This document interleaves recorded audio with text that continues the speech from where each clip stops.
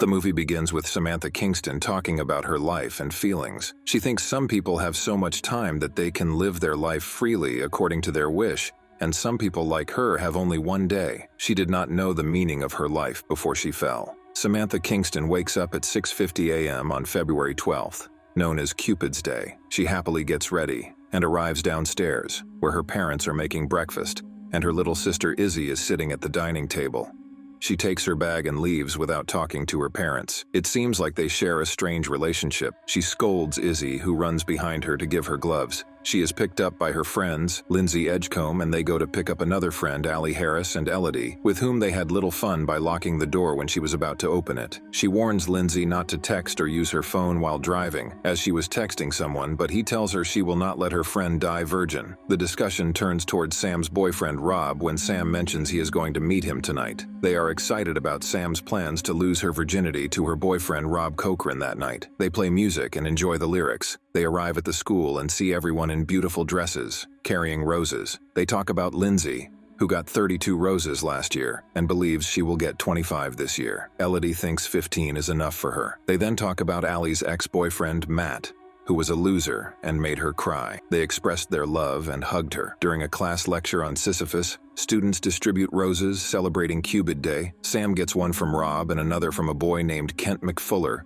a former grade school friend who is in love with her. After class, Kent asks her about flowers and invites her to a party at his house, but she's unenthusiastic. During lunch, the girls make fun of Anna, and then Juliet Sykes, an outsider girl who they view as a psycho. They talk about her physical appearance and her long, wavy hair. Rob arrives with a bunch of flowers and kisses Sam in front of her friends. She asks about flowers, and he thinks Sam has competition, but Lindsay thinks there is no other girl to compete with her. After school, they went to Lindsay's house to get ready for the party. Samantha talks to Lindsay, who is applying lipstick, as she feels nervous because she is going to make out with her boyfriend Rob tonight, but Lindsay gives her some advice for the night. They arrive at the party where Sam ignores Kent, who tries to talk to her. She meets Rob and the two get intimate and tell her they're going to meet tonight. They drink and dance together. At the party, Juliet shows up. Lindsay confronts her and the two fight. She then said bad words about Sam, Allie, and Elodie. She suddenly hits Lindsay, resulting in many of the guests dousing her with beer. Humiliated, Juliet leaves in tears. Kent approaches Sam and blames Sam and her friends for humiliating Juliet. Sam scolds him for blame and is leaving when she sees a drunk Rob sitting with girls and enjoying himself.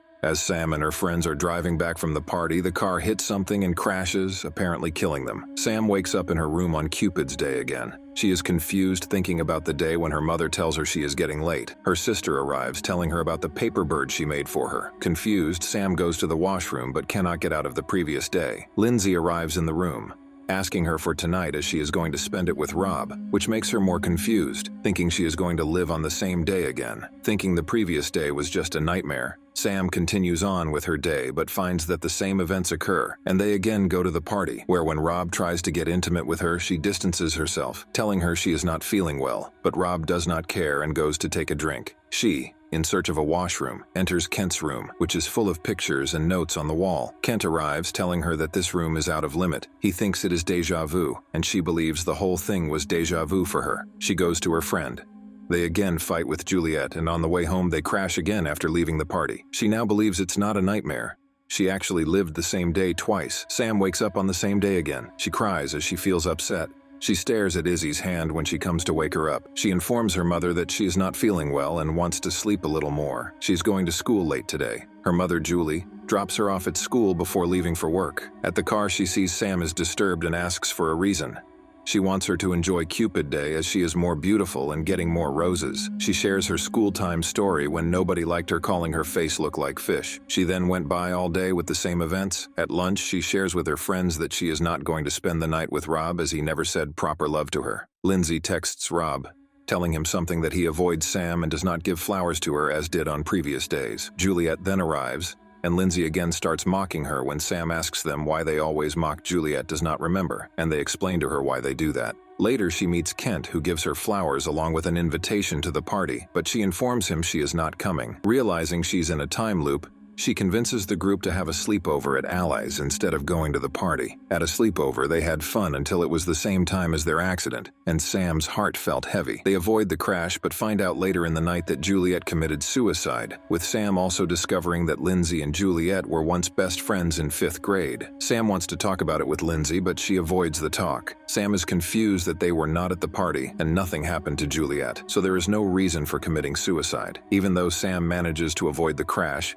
she continues to live through the same day over and over again. She is sick and tired of that. Realizing that nothing she does matters, she starts doing whatever she wants. She wakes up, and Lindsay is here to pick her up. She gets ready, and when she arrives downstairs, she misbehaves with her parents and talks rudely. She comes out and talks rudely to Lindsay. Later, she argues with other friends in the car on the way to school. She becomes angry and reveals that Lindsay talks behind Elodie's back, which makes her upset. Lindsay sends her out of her car. She later arrives at the school, where she also talks to everyone in an aggressive tone. She tries to flirt with the professor, Mr. Daimler, and when he stops her, she misbehaves with him during the lecture. Kent writes a note to her during a lecture that this is not real Sam, but she tears the note after reading it. After class, she has her friends who are not interested in talking to her anymore. She leaves them and goes to see Juliet, who is taking pictures but leaves before saying anything. She went to the washroom and met another weird girl from their class, Anna Cartullo. She used to bully that girl. She asks her why they always bullied her and hated her so much. Anna realizes it's been just because of Lindsay because she never liked her as she is gay. Anna thinks she will never remember them after graduation. Sam asks her if she ever experienced living the same day over and over again,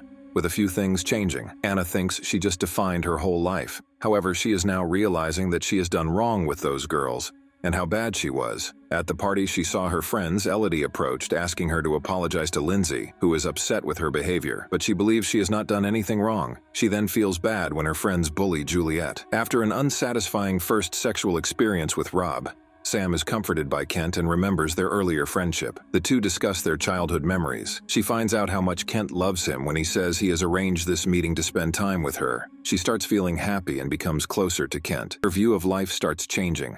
The next day she wakes up and decides that whatever she does will not have any effect, so instead of living with sadness or regrets, she should live happily. Izzy, when she arrives, wakes her up, hugs her, decides to make her a good person, and begins closing with her family. She started closing with them and went out for dinner, where she asked her mother's view of her. She advises her to stay focused on one thing and states she is a good person. However, later in her room, she is again confused, thinking that no matter how much time and energy she invests in herself at the end of the day, nothing will matter, and everything will return to zero. However, she decides that before dying, she will do one good deed. That night, she again went to a party to save Juliet from their friends' bullying. Despite her plan of saving Juliet, she gets busy with Kent, and they share a kiss at the party. While kissing Kent, Kent recalls how she had heroically defended him from a bully after his father died, and that he had resolved to one day be her hero. Meanwhile, her friends have bullied Juliet again. She hears the fight between Lindsay and Juliet from the hall and chases after her through the woods. Sam tries to explain to her and apologizes, but Juliet has an emotional breakdown. Sam learns from Juliet that Lindsay's misery from her parents' fighting and divorce caused her to develop nocturnal enuresis. When the two are on a camping trip and Lindsay wet her sleeping bag, she blames Juliet for this and spreads rumors. Lindsay had been bullying her ever since. Before she can talk to her more and explain to her, Juliet commits suicide by running in front of Lindsay's car, which horrifies Sam. This has made her realize that it was Juliet who was hit by the car on the original day and got killed. The day ends and Sam wakes up again with a sense of calm and understanding. She has finally got the solution to what she must do to end the loop. She plays with the paper bird with the smile that she is going to change her life. She resolves to be kind and considerate as she goes about her day. She spends good time with her friends, enjoying herself. She sends roses to both Juliet and Kent, also expressing to Kent that she also loves him. She talks to Rob and tells him that she believes they are not meant to be together, and breaks up with her. Later at lunch, she tells her friends why she loves them and feels lucky to have them. She tries to tell her friends that they should not bully Juliet because she is the same human as them, and it will not give them any satisfaction, so they should avoid her. She meets her friends and family and leaves for a party after saying goodbye to them, as she might know she is ending the loop with her life.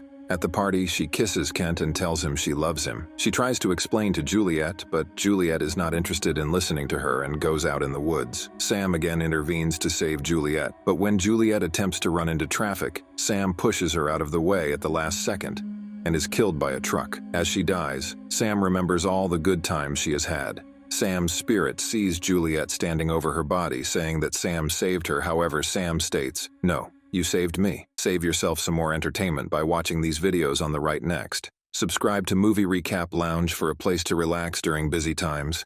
Grab your popcorn, enjoy yourself, and see you soon, my friend.